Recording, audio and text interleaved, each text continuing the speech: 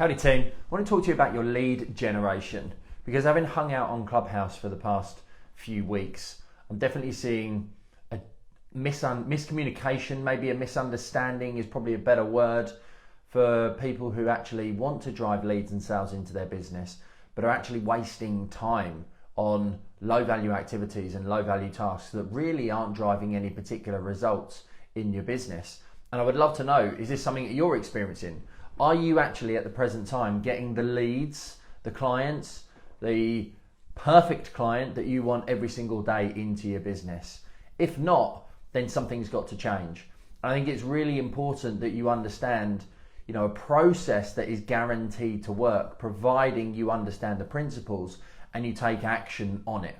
Because there's a difference between building an audience, building a community, building know, like and trust, building family and friends, relationships, building relationships like family and friends, to lead generation.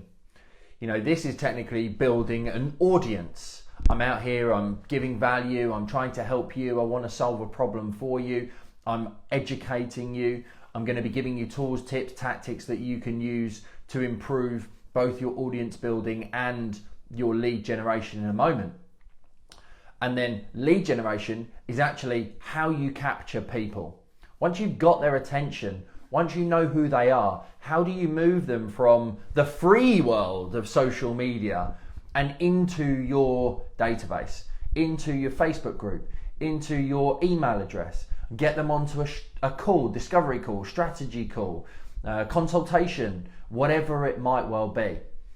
And you need to understand that there's two parts to the puzzle. And if you don't have a clear understanding of the right process, you're going to do what I did for 10 years, which is attract rubbish. You're going to appeal to nobody, therefore you're going to attract anybody who is wanting to potentially use you for your service. And I know that there's going to be a big fear around a niche, around a target market, around a demographic, but that's one that you realistically have to get over. You need to understand that actually by talking to one person, you get better results. Your marketing really begins to work. You drive sales with your ideal client. And here's the big thing. They pay you your worth. They don't argue over your fees. They appreciate your process. You love to work with them and they love to work with you because you stand out. And this is the key thing. I want to ask you, are you focusing on attention building? Are you focusing on producing content for your ideal client? Or are you focusing on lead capture? Because there is a huge, huge difference between the two.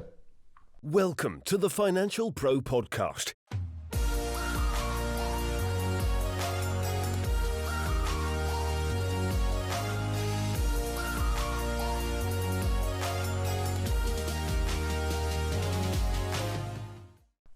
So let's just talk a little bit about, first of all, the process that you need to follow in order to be able to drive more results in your business.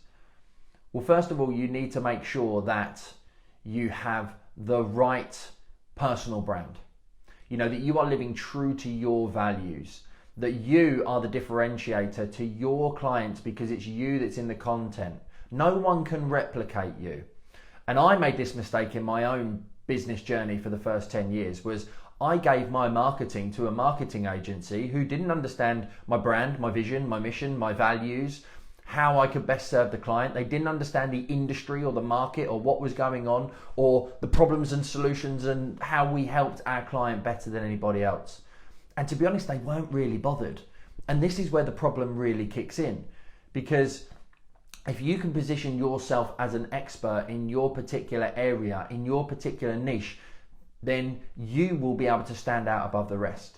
Because people buy people. If you're a lover of Sergio Tarchini, then you're going to be capturing this video.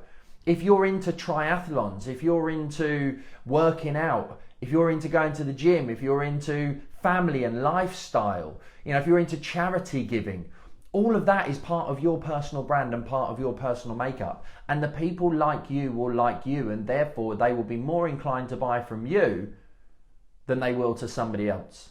What's the first question we say to somebody when we meet them or greet them? What do you do? Or one of the first questions. What do you do? Because the commonality is that everybody does a job. We're looking for commonalities. I see you work out. What type of training do you do?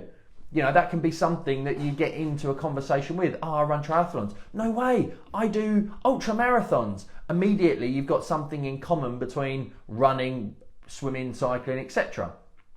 You're into fitness. You've got a certain mindset because you do that type of thing. This is the type of stuff that you have to feature in your content, because people like you not because of the job that you do. They like you because they like you. When they then think, oh, I need a mortgage, I need a pension, I need my accounts doing, you're the person who is then at top of mind because you are you. So then the second part of this process is you have to identify clearly who your ideal customer is. You need to know the ins and outs of them. You need to know them better than they know yourself. The mistakes they make, the problems they have, how that makes them feel, how that affects their family, their lifestyle, where they currently are, what their motivations are, what their inspiration is, the outcome that they clearly want to seek. And you need to make sure that you know them better than they know themselves. How old they are, what sex they are. You need to get right down into the nitty-gritty detail. And there's two reasons for this, which will become clear in a moment. The first reason is when you're producing content or you're writing a blog or you're doing a podcast or a video, you're speaking specifically to a target market. I help financial services professionals to build a more successful business. I also help service-based business owners now to build a more successful business, because I'm working with a salon owner, I'm working with a bookkeeper, I'm working with a nutritionist who's in the fitness space, because the principles of business growth, lead generation and marketing are exactly the same. So you have a demographic that you lead with, but it doesn't mean that you don't work with lots of other people as well. My mortgage brokerage since 2016 has been specialising in helping self-employed people, in particular business owners, to buy and invest in property. But 33% of our clients are employed. A lot of our clients are actually wanting someone to help with really tricky cases. And we are rebranding and repositioning ourselves in order to be able to attract those type of clients. But when you go through our website, for example, 75 to 80% of it is going to be made up of the content for that specific audience and that specific demographic, the self-employed one that we are known within. But many of our clients are six-figure earners. Many of our clients are buying properties over £1 million. So we're also going to be now positioning that as well. But you have to lead with one in order to be able to attract one. That then gives you, would you rather be a small fish in a big pond, or would you be a big fish in a small pond? I'll leave you with that thought. Once you've clearly identified who you are and you understand yourself better than anybody else and what makes you the differentiator, what your personal USPs are, and then you understand how you best serve your client, it then becomes about how you attract them, how you gain their attention, how you make sure that actually you are really positioning yourself in their eye, in their mind's eye. That becomes about how good you create your content. That's about whether you choose to do video like this, a podcast, written content like a blog. The reason why I love video is because I can create a podcast out of this, and I can also create a blog out of this. My team can then take it and edit it into 1-minute excerpts for Instagram, for example. This could be repurposed from one piece of content into multiple. If you only write a blog, then you can only utilize written and imagery. You can't then utilize the audio and the visual. And people have different ways in which they are attracted to content. You have a preference for content. So if you don't want to do video, don't do video. If you prefer to do a podcast, then do a podcast. You can still repurpose that into other forms. It's then about understanding how to capture the gold that is in the content that you're doing. It's also understanding that content marketing is an art form and you need to get better at it. There's a structure, there's a process, there's a method to follow. There's a way in which you should write your content, read your content, lay out your content, structure your content. There's a plan that you follow 7 days a week in order to produce 7 days of social media. There's a method in which you upload your blogs to your website and link to other pages and link to other articles and pages on the website and other pieces of content in order to be able to keep people in the spider's web that is your website. And that will then ultimately maintain that you attract the right type of people to your business. That means that you will gain the attention of those that you really want to work with and those that you want to serve. Now that is attention building, that is audience building, but that is not lead generation. I used all the free methods of content, the personal brand to the customer and the attention, from 2016 right the way through until the end of 2019. And it was only then, once I'd really worked on my craft and I was generating probably 50 to 100 leads a month for my mortgage brokerage, that I then started to utilize paid advertising. Even in my coaching and mentoring business, I only started using ads probably after 2 years, maybe 18 months, because you want to gain the attention for the options that are free. And I say free, they still cost you time, but they're actually free to do. You can do them at any point in time. I went for a walk the other day and did an hour and a half's worth of walk. During that time, I commented in a few Facebook groups, I commented on a few posts, I made a TikTok, it might have been an Instagram reel. I spoke to my team, I produced an image and put it up on Instagram, and I did my content marketing whilst I was out walking. I leveraged my time. That's how you grab attention. The key part to understand is the sales part, which is the fourth part and last part of the process. That part of the process is all about capturing them. How do you get them from the free world? How do you get them from your website and actually make them want to submit a form?